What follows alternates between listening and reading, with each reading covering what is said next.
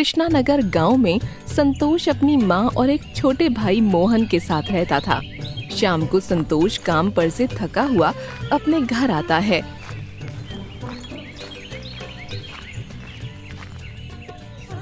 भैया भैया आ गए आप। देखो ना माँ को आज फिर से माँ ने दाल चावल बनाए हैं। आपको तो पता ही है कि मुझे दाल चावल बिल्कुल भी पसंद नहीं है। पता नहीं फिर भी माँ रोज रोज ये दाल चावल नहीं तो खिचड़ी बना देती है। अरे थोड़ा आराम करने दे उसे, आते ही तू उसे परेशान करने लग गया। भैया माँ को देख लो, दिन भर माँ मुझे ऐसे ही डांटती रहती है। अरे माँ आप क्यों मोहन को डांटती हो? मेरा एक ही तो प्यारा सा भाई है। अरे बेटा तुझे तो पता है घर के हालात कैसे हैं, और अभी तो वैसे भी महीने का आखिरी समय चल रहा है। घर में राशन भी खत्म हो गया है और तेरी तनख्वाह मिलने में भी तो अभी समय है। अरे माँ हम तो जैसा मर्जी खा लेंगे, लेकिन मोहन तो छोटा है माँ। आप कभी कभी इसकी पसंद का खाना बना दिया करो। ठीक है बेटा, तू जाकर हाथ मुंह धो ले, मैं खाना लगा देती हूँ। ठीक है माँ। और मोहन मेरे भाई, तू आज ये खा ले, कल से माँ तेरी पसंद का खाना बना देगी। ठीक है? ठीक भैया। फिर सभी मिलकर साथ में खाना खाने लगते हैं।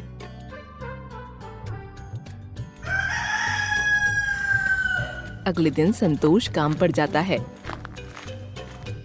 संतोष गांव के लालाराम सेठ के यहाँ काम करता था। लालाराम की गांव में सबसे बड़ी सुनार की दुकान थी। लालाराम बहुत ही घमंडी और लालची इंसान था।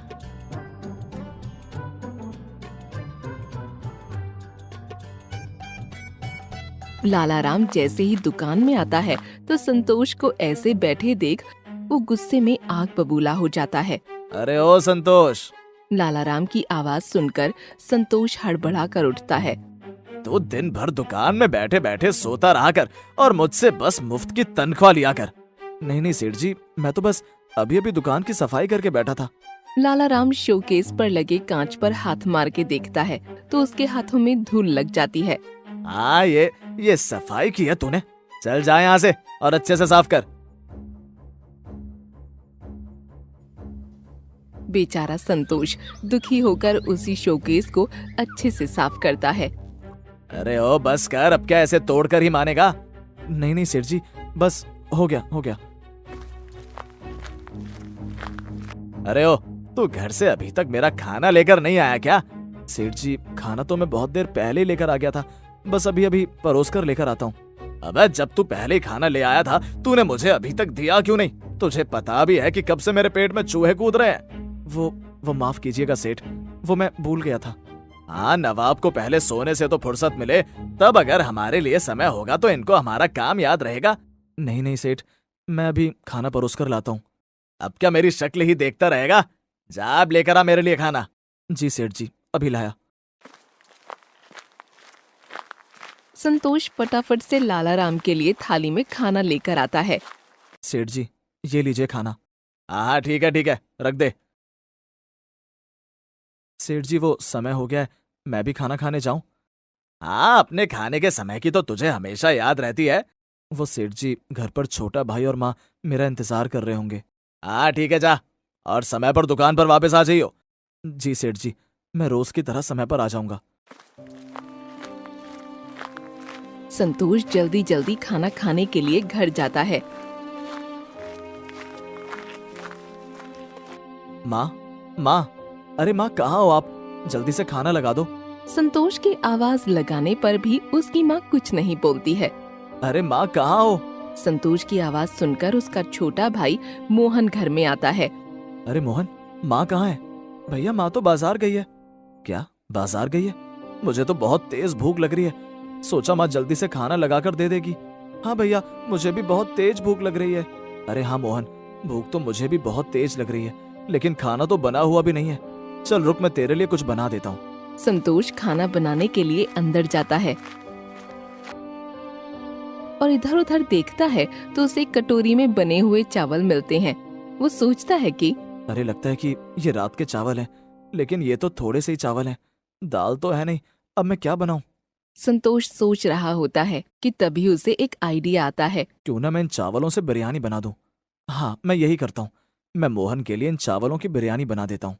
संतोष जल्दी कुछ सब्जियां काटता है और उन सबको चावलों के साथ मिलाकर मोहन के लिए बिरयानी बना देता है और मोहन के लिए परोस कर ले आता है। ले मोहन, ये मैंने बिरयानी बनाई है, ये खा ले। अरे वाह भैया, बिरयानी वो भी आपके हाथ की बनी। अरे भैया, आपके हाथों की बनी बिरयानी तो बहुत ही स्वादिष्ट है। भैया, आप तो माँ से भी अच्छी बिरयानी बनाते हो। मोहन को तो मैंने बिरयानी बनाकर खिला दी, लेकिन अब मैं क्या खाऊं? काम पर जाने का समय भी हो गया है, नहीं तो सेठ जी फिर से मुझ पर गुस्सा होंगे। संतोष दुकान पर जाने के लिए निकल जाता है। संतोष अपने काम को लेकर बहुत ईमानदार था, वो बहुत ही मेहनती भी था कि तभी चंदन राम अपने हाथ में एक पोटली लेकर आता है। अरे आओ आओ चंदन राम। लाला राम सेठ, ये कुछ चीजें हैं, ये रख लो। मुझे पैसों की अभी बहुत जरूरत है, तुम ये रख लो और इसके बदले में मुझे कुछ पैसे दे दो। अरे भाई चंदन राम, तुझे पैसों की क्या जरूरत पड़ गई जो तू ये सोने की चीज गिरवी रख रहा है? अरे सेठ, वो मेरा बेटा शहर में पढ़ने के लिए जा रहा है। अच्छा अच्छा, चल ठीक है, मैं ये चीजें चेक कर लेता हूँ, फिर तुझे पैसे दे दूंगा। लाला राम मैग्नीफाइंग ग्लास से चंदन राम के दिए हुए सामान को चेक करता है। अरे भाई, इस सामान के 50,000 रुपए बनते हैं, अगर तू इन्हें बेच देगा तो तुझे इनकी अच्छी रकम मिल जाएगी। नहीं सेठ, ये गहने मेरी घरवाली के मायके के हैं, उसने बस ये मुझे गिरवी रखने के लिए ही दिए हैं, तू बस मुझे 50,000 ही दे दे। ठीक है भाई, जैसी तेरी मर्जी। लाला राम चंदन राम को 50,000 रुपये दे देता है। देख भाई, अब जब तू मुझे पैसे देगा तो मैं तुझे ये तेरा सामान वापस दे दूंगा। ठीक है भाई, मैं तुम्हारे ये पैसे जल्दी लौटाकर अपना सामान तुझसे ले जाऊंगा। ऐसा कहकर चंदन राम वहाँ से चला जाता है। संतोष, ये ले सामान रख दे, और अब ये ग्राहक आने वाला है, तो उनकी खातिरदारी में लग जाइयो, ठीक है? जी सेठ जी।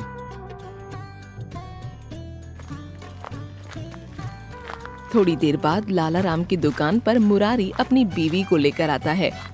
अरे ओ लाला राम भाई, जरा मेरी बीवी के लिए एक अच्छा सा लॉकेट तो दिखा। जी जी, अभी दिखाता हूँ। लाला राम उस मुरारी की बीवी को बहुत सारे सोने के हार और लॉकेट दिखाता है, लेकिन मुरारी की बीवी को उनमें से कुछ भी पसंद नहीं आता। अरे भाई जी, जरा और अच्छे डिजाइन दिखाइए, ये सब तो बहुत पुराने हो गए हैं। भाभी जी, अभी तो यही डिजाइन है, आप देख लो, नहीं तो मैं कुछ दिन में और डिजाइन बनवाकर आपके घर भिजवा दूंगा। मुरारी की बीवी इधर उधर नजर घुमाती है तो उसे दूर एक डिब्बी में रखा हुआ लॉकेट दिखाई देता है। वो लॉकेट चंदन राम का होता है।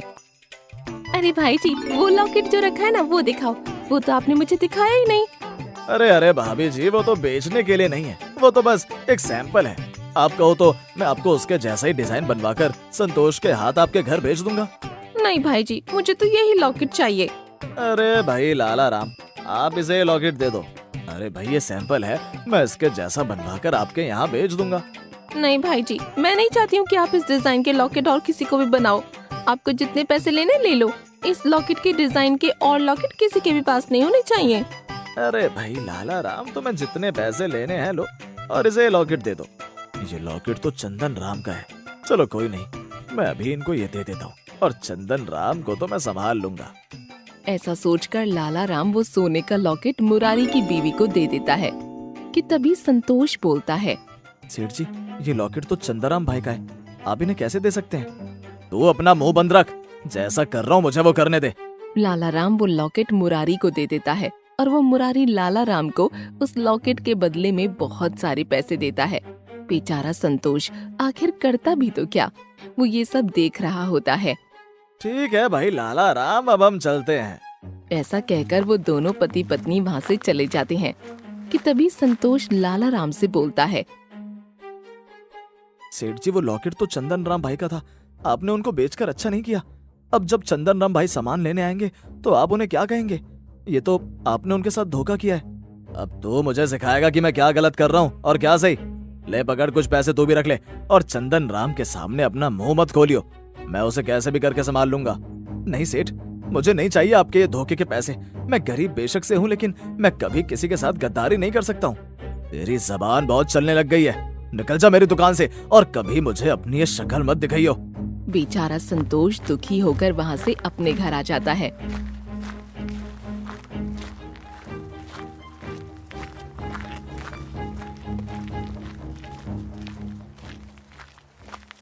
अरे बेटा, क्या हुआ? तू तो आज जल्दी घर आ गया।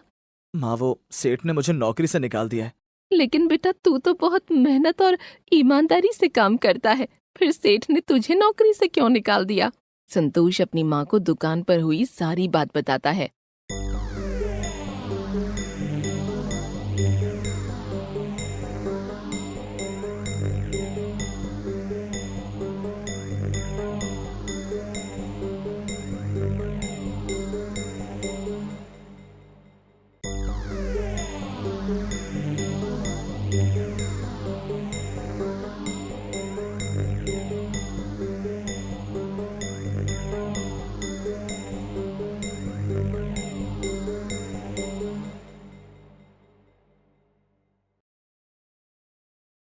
बेटा, सेठ ने ये तेरे साथ बिल्कुल सही नहीं किया। माँ, ईमानदारी करने की भी सजा मिलती है क्या? अरे बेटा, ऐसे तो घर में बहुत दिक्कत हो जाएगी। हाँ माँ, मैं भी यही सोच सोच कर परेशान हो रहा हूँ कि अब आगे क्या होगा। हाँ बेटा, तू सही कह रहा है। बिना काम के तो घर में पैसे की बहुत दिक्कत हो जाएगी। बेटा, तू परेशान मत हो। जब तक तुझे कोई और नौकरी नहीं मिल रही, तब तक मैं गांव के सरपंच के यहाँ जाकर साफ सफाई का काम कर लूंगी। नहीं माँ, मेरे होते हुए तुम किसी के यहाँ भी काम करने नहीं जाओगी। मैं जल्दी कुछ ना कुछ जुगाड़ कर लूंगा, लेकिन तुम कहीं काम करने नहीं जाओगी। बेटा, तू कोई अपना काम क्यों नहीं खोल लेता? माँ, मुझे साफ सफाई के अलावा कोई और काम नहीं आता है। अरे भैया, आपको इतना अच्छा काम आता तो है। मोहन, तू कौन सा काम बोल रहा है? भैया, आपने इतनी अच्छी वेज बिरयानी जो बनाई है, क्यों ना आप बाजार में उसी का ठेला लगा लो। हाँ संतोष, मोहन सही कह रहा है। तेरे हाथ की बनी वेज बिरयानी लोगों को बहुत पसंद आएगी। मोहन और अपनी माँ की बात सुनकर संतोष भी वेज बिरयानी का ठेला लगाने के लिए तैयार हो जाता है। ठीक है माँ, आज से वेज बिरयानी के ठेले की तैयारी शुरू कर देता हूँ। संतोष शाम को ही वेज बिरयानी का सामान लेने बाजार जाता है और वहाँ से वेज बिरयानी बनाने का सामान ले आता है।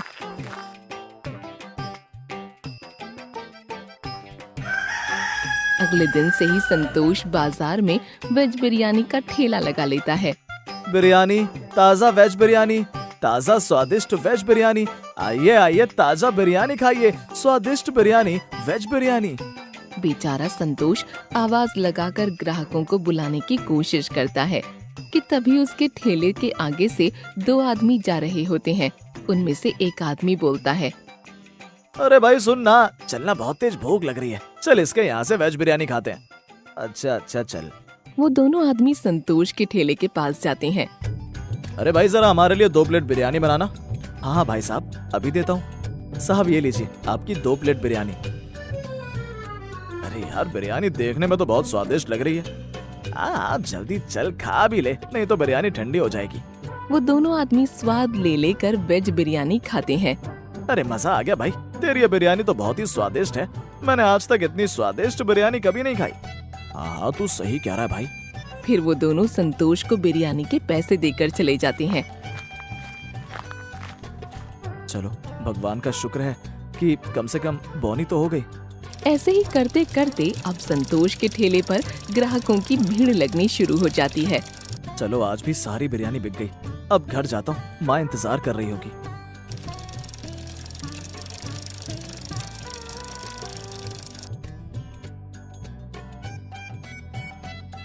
माँ देखो, आज भी कितनी सारी कमाई हुई है।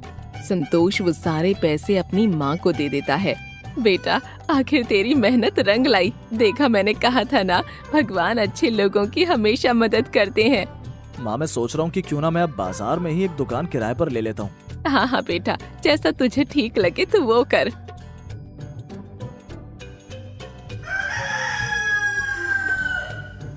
थोड़े ही दिन में संतोष बाजार में ही एक दुकान किराए पर लेकर उसके बाहर ग्राहकों के बैठने की सुविधा भी कर देता है।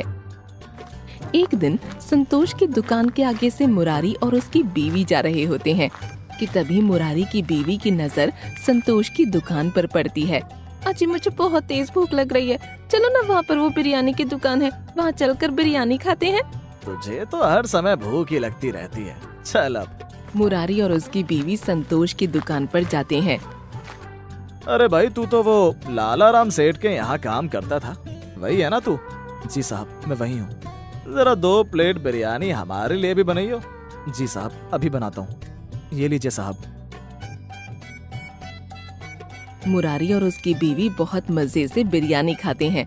अरे वाह रे छोरे, तूने बिरयानी तो बहुत अच्छी बनाई है। हाँ जी, मेरा तो पेट भर गया लेकिन मन नहीं भरा। फिर वो दोनों संतोष को पैसे देकर लाला राम सेठ की दुकान पर जाते हैं।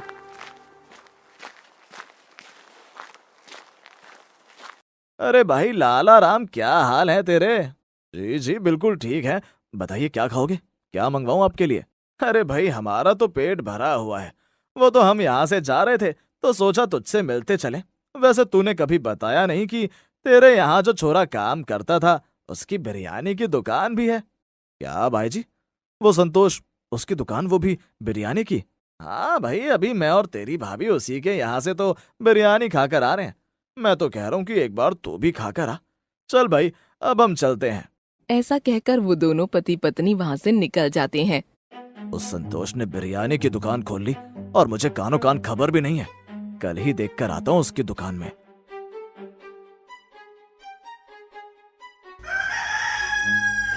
अगले दिन लाला राम सेठ संतोष की बिरयानी की दुकान के बाहर खड़ा होता है। अरे अरे सेठ जी, आइए आइए। क्या बे संतोष, मेरे यहाँ से नौकरी क्या छोड़ी, तू तो खुद मालिक बन गया है। सेठ जी, आप यहाँ बिरयानी खाने आए हैं या फिर ये देखने की मैंने इतनी तरक्की कैसे कर ली? कुछ ज्यादा ही जुबान नहीं चलने लग गई तेरी? हाँ चल ला, मुझे भी एक प्लेट बिरयानी खिला, जरा मैं भी देखूं कि कितनी अच्छी है तेरी बिरयानी। ठीक है सेठ जी। संतोष लाला राम को एक प्लेट बिरयानी दे देता है और लाला राम बहुत मजे से चटकारे मार मार के बिरयानी खाता है। कैसी लगी आपको बिरयानी? हाँ ठीक है, कुछ ज्यादा खास नहीं है। ऐसा कहकर लाला राम चिढ़ता हुआ संतोष की दुकान से निकल जाता है। इस संतोष की बहुत जुबान चल गई है, इसका कुछ ना कुछ तो करना ही पड़ेगा। वो ऐसा सोचते हुए जा ही रहा होता है कि तभी एक भिखारी लाला राम से पैसे मांगता है। साहब बहुत दिनों से कुछ नहीं खाया है। अरे चल निकल यहाँ से, तुझे क्या इस पूरे बाजार में मैं ही दिख रहा हूँ? साहब कुछ पैसे ही दे दो, मेरे घर में बहुत दिनों से चूल्हा नहीं जला है, कृपया करके मेरी मदद कीजिए, भगवान आपकी हर मनोकामना पूरी करे। क्यों ना मैं इससे ही अपना काम निकलवा लूं। देख भाई, मैं तुझे बहुत सारे पैसे दूंगा, लेकिन जो मैं बोलूंगा तुझे वो काम करना पड़ेगा। जी साहब, आप जो बोलेंगे मैं वही काम करूंगा। फिर लाला राम भिखारी से संतोष की दुकान को जलाने के लिए बोलता है। देर रात को भिखारी हाथ में मशाल लिए संतोष की दुकान जलाने आता है। देख भाई, मैं इसी पेड़ के पीछे छुपा हूँ, तू जल्दी से जा और अपना काम करके आ। भिखारी जैसे ही मशाल लेकर संतोष की दुकान जलाने जाता है कि तभी अंधेरे की वजह से उसे नीचे पड़ा केले का छिलका दिखाई नहीं देता और वो उससे फिसलकर गिर जाता है। अरे राम, टूट गई रे मेरी कमर। अरे कोई है, उठाओ रे, कोई बचाओ मुझे। भिखारी की चीख सुनकर गांव के लोग इकट्ठा हो जाते हैं कि तभी ये आवाज सुनकर संतोष भी दुकान से बाहर आ जाता है। अरे कोई उठाओ मुझे। अरे भाई तुम कौन हो और यहाँ से मशाल लेकर तुम मेरी दुकान के आगे क्या कर रहे हो? अरे मैं तो ये दुकान जलाने आया था, लेकिन यहाँ तो मेरी कमर ही टूट गई। क्या? मेरी दुकान जलाने? वो क्यों? मैंने तुम्हारा क्या बिगाड़ा है? ये सब देखकर लाला राम चुपके से वहाँ से भाग ही रहा होता है कि तभी भिखारी बोलता है। मुझे वो सेठ ने कहा था कि ये दुकान जलानी है और वो इसके बदले में मुझे बहुत सारे पैसे देगा। भिखारी के बोलते ही सभी लोग पीछे मुड़कर देखते हैं तो लाला राम छुप छुपा के वहाँ से भाग रहा होता है। सेठ जी, आप आखिर मेरी ये दुकान जलाना क्यों चाहते हो? पहले तो आपने मुझे बिना मेरी गलती के नौकरी से निकाल दिया और ये सब मैंने कभी आपका कुछ बिगाड़ा नहीं, फिर आप मेरे साथ ऐसा क्यों कर रहे हैं? मुझे माफ कर दे संतोष, मुझे तुझसे जलन हो गई थी कि आखिर मेरे यहाँ काम करने वाला मालिक कैसे बन गया। मुझे माफ कर दे संतोष। नहीं सेठ जी, आप ऐसे मेरे आगे हाथ मत जोड़िए। आप मुझसे उम्र में और ओहदे दोनों में बड़े हैं, आप मेरे आगे ऐसे हाथ जोड़कर अच्छे नहीं लग रहे हैं। संतोष, तेरा दिल बहुत ही साफ है, मैंने तेरा नुकसान करना चाहा लेकिन फिर भी तूने मुझे माफ कर दिया। उस दिन के बाद से लाला राम सेठ कभी भी संतोष को किसी भी तरह का नुकसान नहीं पहुंचाता है।